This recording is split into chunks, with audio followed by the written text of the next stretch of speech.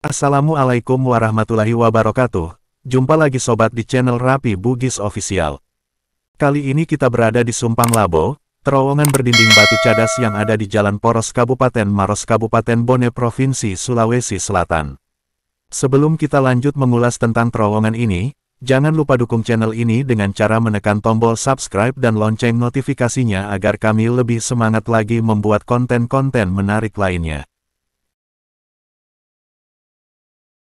Pembangunan awal terowongan Sumpang Labo pun tak terpisahkan dengan cerita yang memilukan.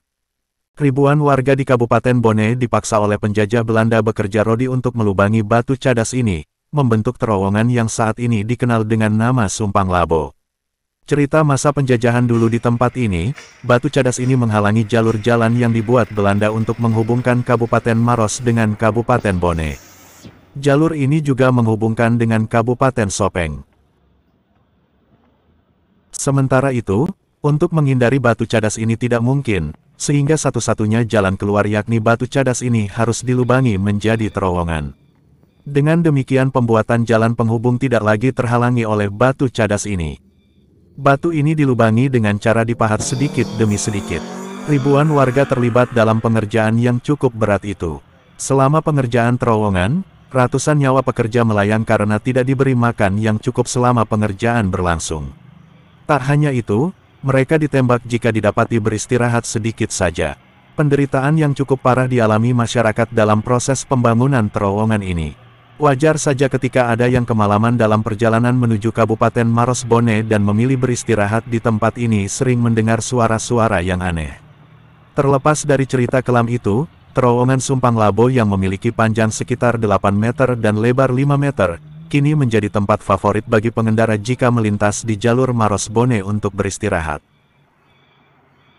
Di atas terowongan terdapat sebuah villa kecil yang sekarang kami tempati untuk beristirahat.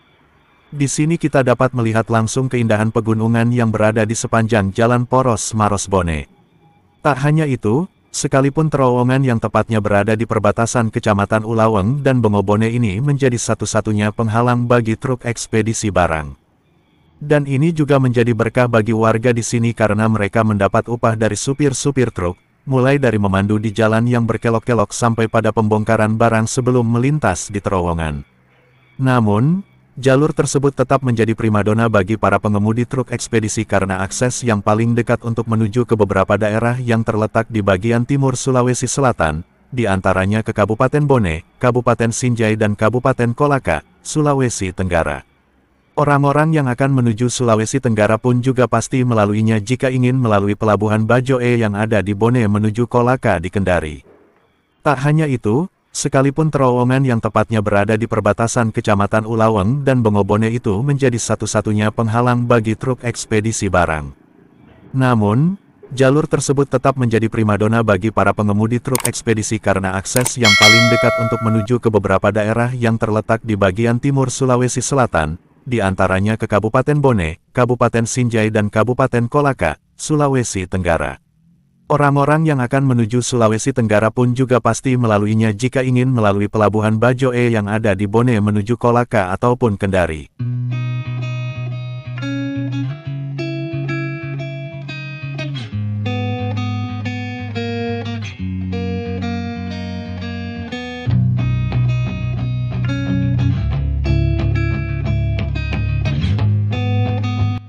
Di sini kita bisa melihat orang-orang mengangkat barang muatan truk yang baru saja dibongkar, untuk menghindari nyangkutnya barang di bagian langit-langit terowongan. Menurut cerita orang di sini, pernah suatu saat truk dengan bak tinggi terpaksa harus dipotong karena nyangkut baknya yang ketinggian. Demikian info dari Rapi Bugis Official, semoga bermanfaat wabillahi taufik wal hidayah. Assalamualaikum warahmatullahi wabarakatuh. Sampai jumpa pada konten berikutnya.